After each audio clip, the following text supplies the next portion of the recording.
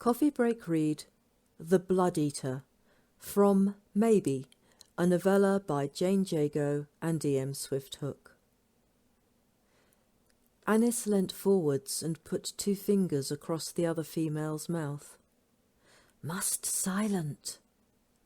She saw the panic being battled by something deep within the woman.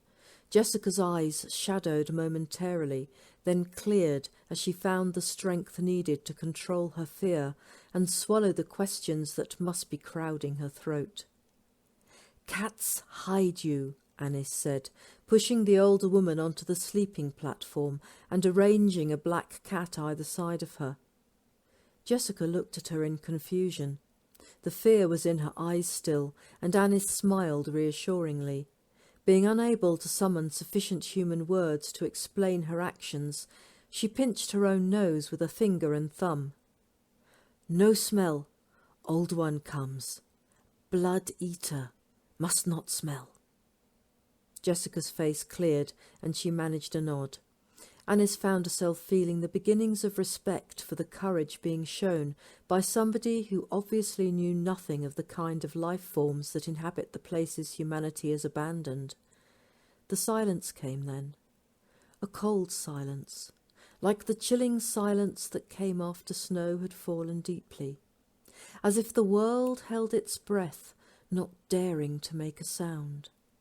And into the quiet crept the small sounds, creeping and scurrying as every small creature fled out of the path of the old one. Then it came, with multi-clawed feet and a heavy, scraping, scaly belly. The Blood Eater. It stopped. Silence.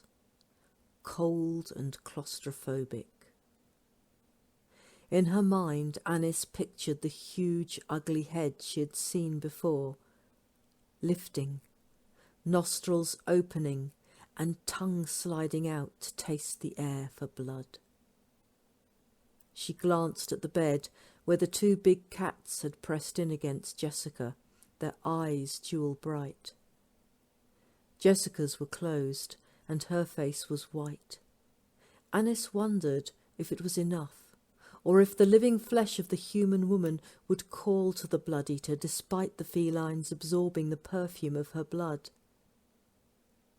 Then the sounds continued, slither and scrape and tapping claws as the creature passed the bottom of the old roller coaster. Anis could feel the vibrations through her feet. She saw Jessica's eyes were suddenly wide, and her mouth had opened into a silent gasp as she felt the presence of the old one for the first time.